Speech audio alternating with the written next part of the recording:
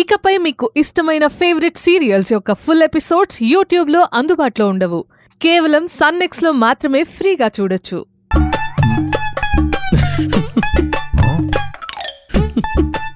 నువ్వేంటి నవ్వుతున్నావు?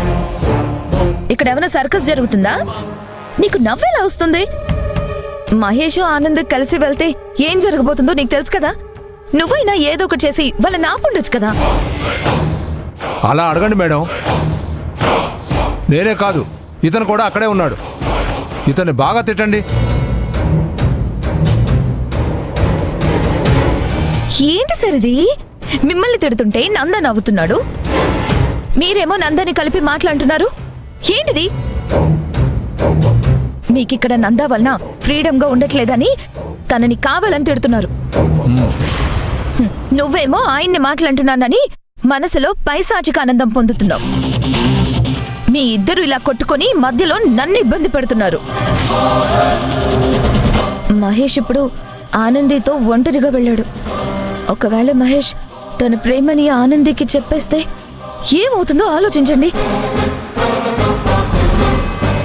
ఇంత కష్టపడి సుందరుడిలాగా ఆనందిని ట్రాప్ చేసిన ఆ శ్రమ అంతా వృధా అయిపోతుంది. అసలు ఇప్పుడు ఏం జరుగుతుందో అని నాకు చాలా టెన్షన్గా ఉంది. మిత్రా, నువ్వు అనవసరంగా టెన్షన్ పడకు. ఒకవేళ నువ్వే అన్నట్టు ఆ మహేష్ ఆనంద్కి ప్రపోజ్ చేసినా ఆనంది ఒప్పుకోదు. ఎందుకంటే ఆనంది సుందరుడిని డీప్గా లవ్ చేస్తుంది కదా. నందా, అసలు విషయం నీకు అర్థం కావట్లేదు.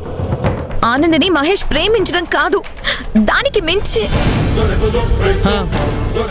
మించి వాళ్ళిద్దరి మధ్య ఏం జరిగింది చెప్పు మిత్రా. ఏం జరిగిందో వాళ్ళిద్దరి మధ్య చెప్తేనే కదా అర్థమయ్యేది.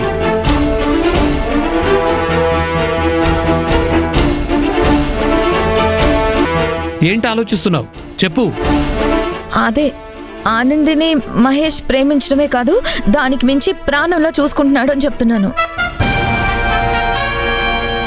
ఇది అందరికీ తెలిసిందే కదా మేడం. ఇదేదో పెద్ద మ్యాటర్ లాగా అంత టెన్షన్ పడతారేంటి?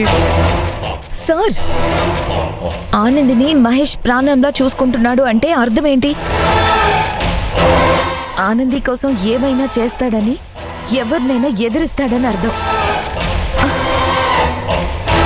అంతెందుకు, మహేష్కి వాళ్ళ మమ్మీ అంటే ఎంత ఇష్టం.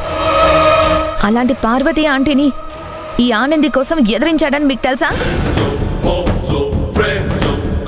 అలాంటి మహేష్ ఎలాగైనా ఆనందిని కన్విన్స్ చేయొచ్చు. అదే నా టెన్షన్ అంతా. మహేష్ సార్ పార్వతి మేడంను ఎదిరించాడా? ఈ విషయం నాకు తెలియదే.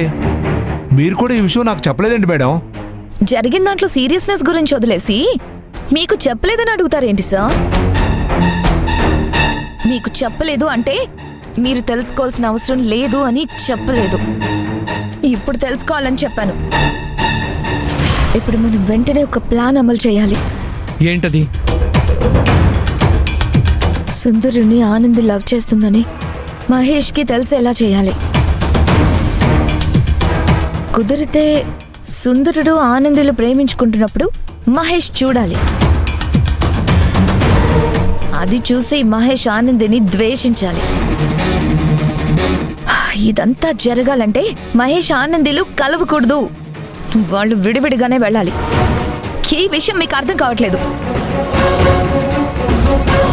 మేడం, మీరు కోపండి నేను చెప్పేది ఒకసారి వినండి. మహేష్ సార్ నాకు బాస్. ఆయన వెళ్ళి నేను ఎలా ఆపగలను?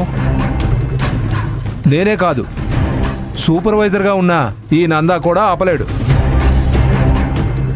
అలా అని కళ్ళ ముందు ఏం జరుగుతున్నా చేతులు కట్టుకొని చూస్తూ ఉండాలా?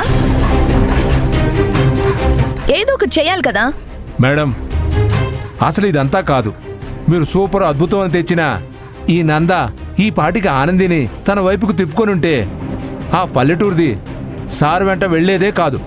మీరు చేయవలసింది చేయకుండా నన్ను తప్పంటే నేనే చేయను మేడం. మనం అనుకోని కాదు, ఏం చేయాలో ఆలోచిద్దాం మేడం.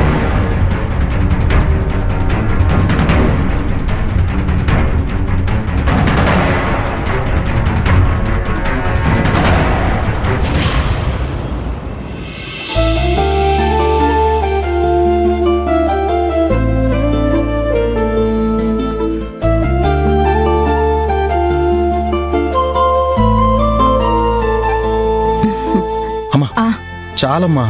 ఈ ఒక్క ముద్దే నాన్న 3 టాబ్లెట్లు వేసుకోవాలి కదా. కడుపు నిండిపోయిందమ్మా, ఇంకా చాలు. హలో, ఇక్కడ నా ప్లేట్ ఖాళీగా ఉంది. నన్ను పట్టించుకుంటావేమోనని ఇందాక నుంచి చూస్తున్నాను, కానీ నేనొక దాన్ని ఉన్నానని మీకు గుర్తు కూడా లేనట్టుంది.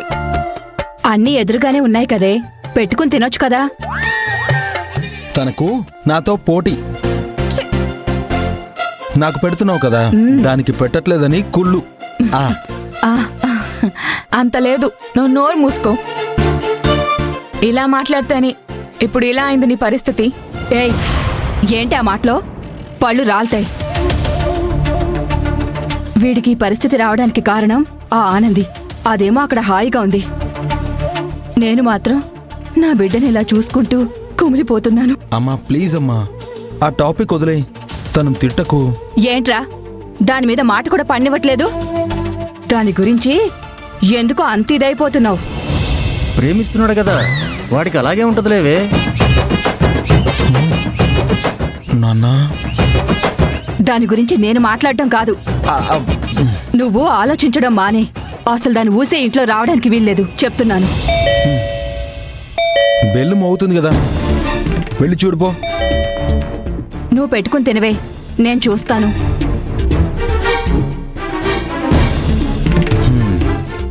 ఈ టైంలో ఎవరు? ఏంటే, ఏమైనా ఆన్లైన్లో ఆర్డర్ పెట్టావా? లేదు, ఆనంది వచ్చిందేమో. ఆనంది ఈ టైంలో ఎందుకు వస్తుంది? ఏమో, రాత్రి నేను చూడాలని కాల్ చేసింది. నేను అమ్మ మాట్లాడాం. అవునా? మరి నాకెందుకు ఇవ్వలేదు ఫోను? అప్పుడు నువ్వు నిద్రపోతున్నావురా, డిస్టర్బ్ చేయడం ఎందుకని లేపలేదు. పిచ్చా నీకేమన్నా? ఇప్పుడు నిజంగా ఆనంది వస్తే అమ్మ ఉగ్ర రూపం చూడాల్సి వస్తుంది. ఛే! అశ్విన్, నువ్వెక్కడికి రా, అయ్యో. కూర్చో. నేను వెళ్ళి చూసొస్తాను. కూర్చో, అమ్మా, తిను.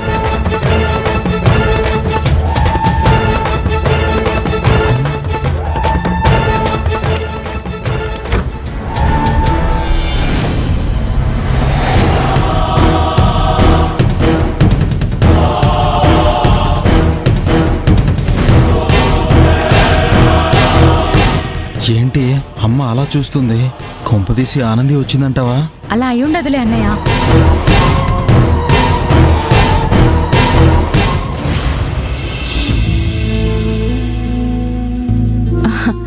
లోపలికి రండి సార్. అమ్మా, నేను అశ్విన్ కోసం రాలేదు, మీతో మాట్లాడడానికి వచ్చాను. నాతోనా? ముందు లోపలికి రండి సార్. లేదమ్మా, మీతో మాట్లాడిన తర్వాతే నేను లోపలికి రావాలో బయటికి వెళ్ళిపోవాలో నిర్ణయించుకుంటాను. మొదటిసారి మా ఇంటికి వచ్చారు, మీరు ఇలా బయటే నిలబడి మాట్లాడితే మాకే ఇబ్బందిగా ఉంటుంది. లోపలికి రండి సార్. పర్లేదమ్మా, పరిస్థితి అలాంటిది.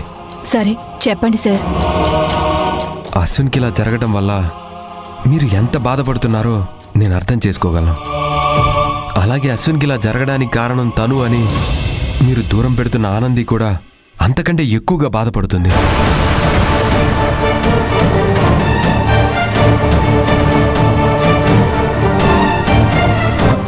ఎవరితో మాట్లాడుతుందమ్మా? నేను వెళ్ళి చూస్తానుండు.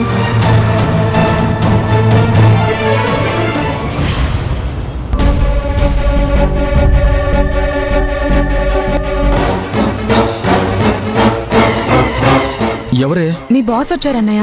ఆ? మహేశ్వరా? మీరొచ్చింది తన గురించి మాట్లాడడానికా? అవును,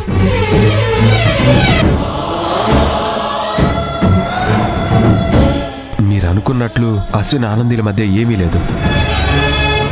ఆనందికి అశ్విన్ మంచోడనే అభిప్రాయం, హెల్ప్ చేసే గుణం ఉందనే కృతజ్ఞతా భావం మాత్రమే ఉన్నాయి.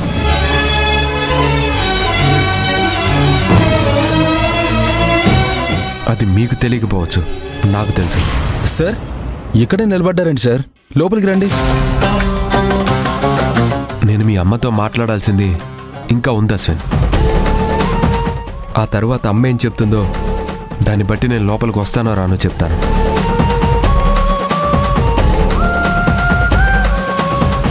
ఆనందికి మా కంపెనీలో పని దొరకడానికి అశ్వినే కారణం.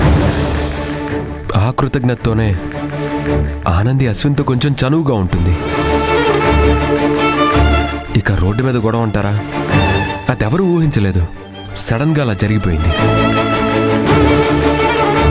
మీరు ఒప్పుకున్నా ఒప్పుకోకపోయినా ఆనందికి ఆ గొడవకి ఎలాంటి సంబంధం లేదు.